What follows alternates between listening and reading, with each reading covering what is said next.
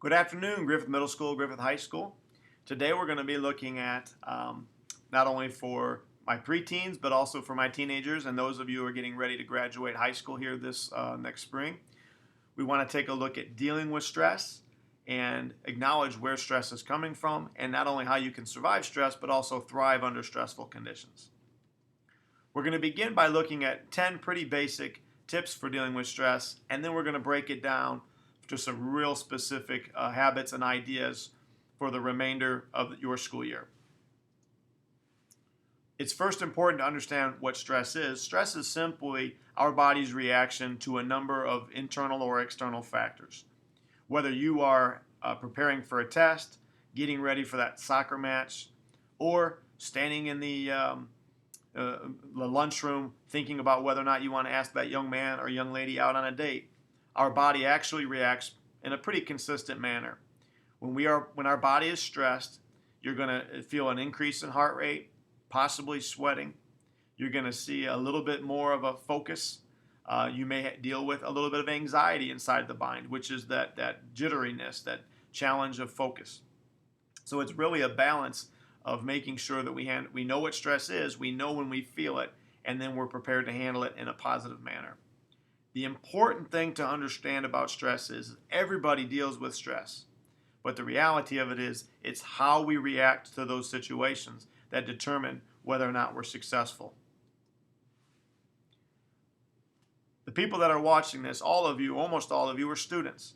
So deadlines, due dates, tests, quizzes, projects, these are things that are going to be forms and causes of stress. So one of the things that we encourage you to do is make sure that you review your organizational skills. I encourage you to use your planner to write down any deadlines or due dates that you have, so you know where they're at, you know that they're coming up, and you don't forget about them, or you don't let them sneak up on you. So organization, making sure you know where everything is at in your locker, making sure if you have a car that you have everything organized in your vehicle, making sure that you have everything organized in your backpack if you have such a thing, and then making sure you write everything down so you know what's due, when it's due.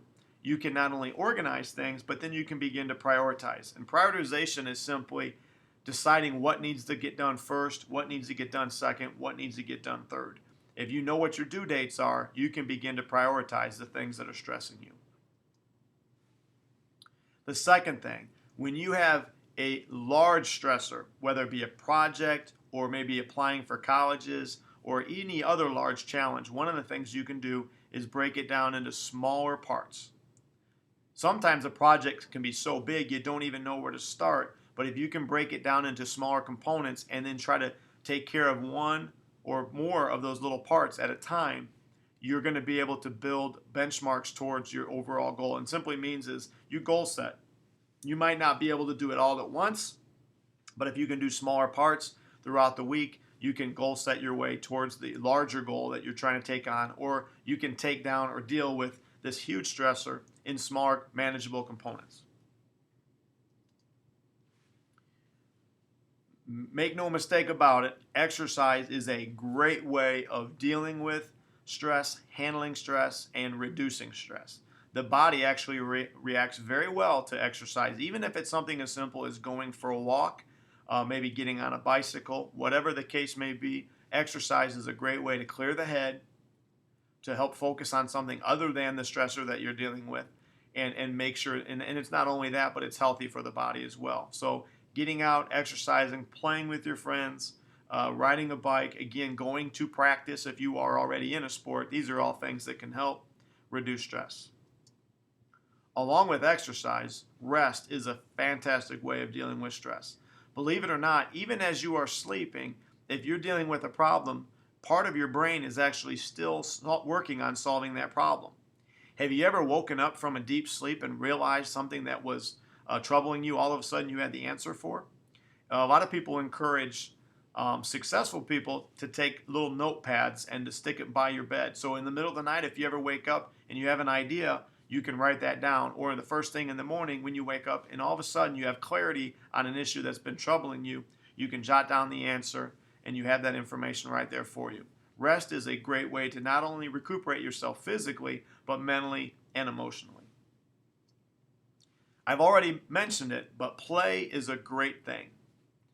It's an awesome way of reducing stress, whether that be playing a video game, playing a board game, or getting outside and playing a good game of catch or playing some tag football, whatever the case may be. Just getting out of your own mind, playing, it allows you to kind of get outside of yourself, focus on another part of your life, and again, reduce stress by just burning off some calories and enjoying yourself and enjoying the socialization aspect of playing. This is probably a lot of people's favorite way of reducing stress. Listening to music can be a fantastic way to reduce stress, but it's important that you acknowledge the type of music that you're listening to. Acknowledge that if you're trying to go to sleep, you're going to listen to different music than if you're walking into the weight room or if you're getting ready for a basketball game or an event. So think about the music that you listen to and make sure the tone of the music is exactly what you're looking for in terms of the behavior and the mood that you are trying to get into. Another one to get outside of yourself is to watching a movie.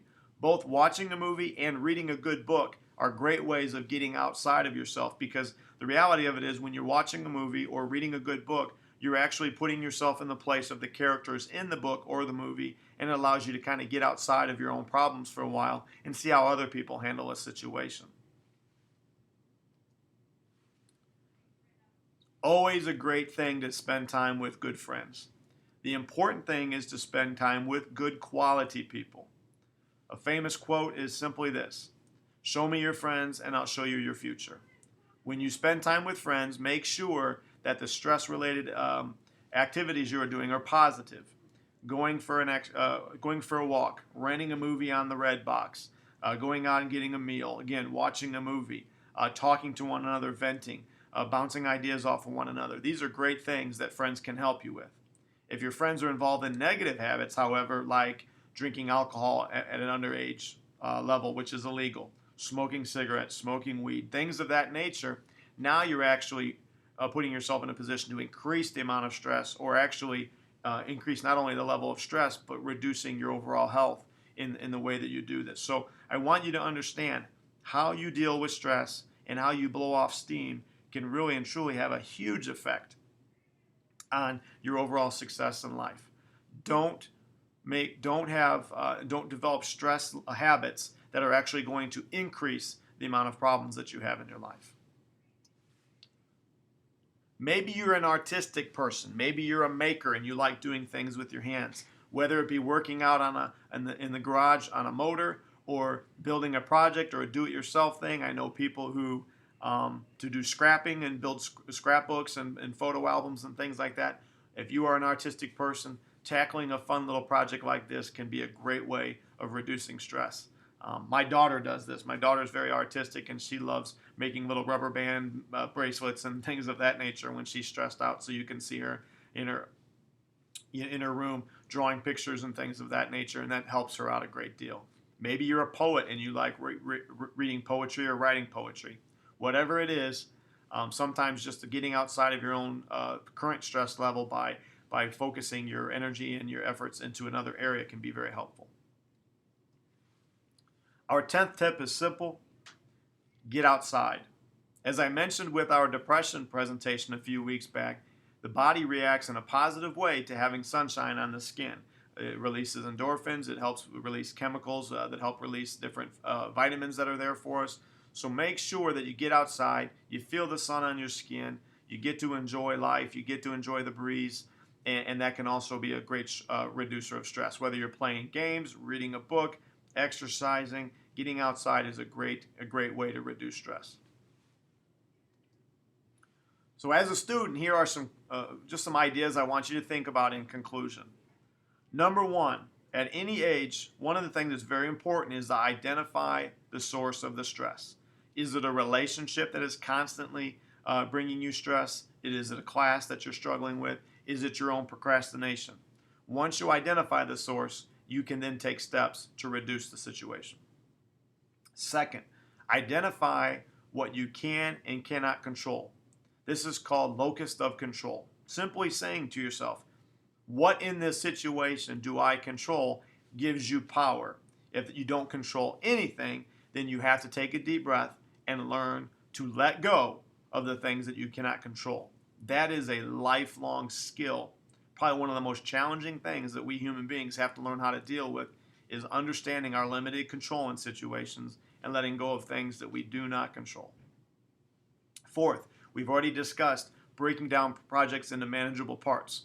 As I was earning my master's degree, I learned to do this because there was so much that needed to get done during the work week. On top of my job and my family, I had to break my projects down into little bitty parts, set goals for myself so that I didn't see the whole project and think to myself, man, that's so big, and get intimidated and not even start. So break down projects into manageable parts, get started early so you give yourself plenty of time to get things done. The 10 tips hopefully gave you some ideas of how to reduce stress in a healthy, productive manner. People who reduce stress in a negative manner oftentimes put themselves in very, very difficult situations. This is when you read about people who are drinking and driving or get tested positive for drugs and lose their job or lose their family. That can be very, very stressful in its own right. So be aware. Be very mindful that the stress practices that you are using to reduce the stress that you deal with and how your body's feeling are all done in a positive, healthy manner. Finally, over time, you are going to get to know yourself well enough that you can identify what things set you off, what things that you find most stressful, and you can see those things coming and either avoid them altogether or simplify the situation so that you can focus on what you can control and reduce the way that you feel stress. If you're somebody that is not good at taking tests, for example, become a great studier. Look over your notes, read your study packets, look over your information a little bit at a time, and make sure that you understand how you deal with stress in a positive way, how it helps you, and then you can take steps to avoid the more stressful things and the things that maybe are most challenging to you. So if you can make sure that you are focusing on stress reduction in a healthy manner and get to know yourself to identify the specific issues that are most stressful, you can really do yourself some good. For example, if you are a middle school student or even a high school student, and maybe the dating scene and your boyfriend or your girlfriend are creating a lot of stress or drama in your life, maybe it's time to step back, not have a boyfriend or girlfriend for a while, and focus on you, focus on your academics. If you're getting stressed out because of your tests, maybe it's time to learn and develop some studying skills, taking better notes to help you remember what it is the teacher's talking about, focusing on getting all your homework in so that you're covering all the material. If you see where your areas of stressors are coming from most often, you can then develop skill set to make sure that you reduce that. I appreciate your time. I hope some of this has been useful for you, and I encourage you, if nothing else that you've learned today, make sure that you handle stress in a positive, healthy, productive manner. Have a great week.